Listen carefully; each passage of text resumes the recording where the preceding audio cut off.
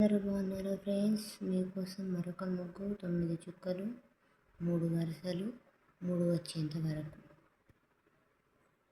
Start చేద్దాం. ఇలా పెట్టుకోవాలి. సేమ్ ఇది కూడా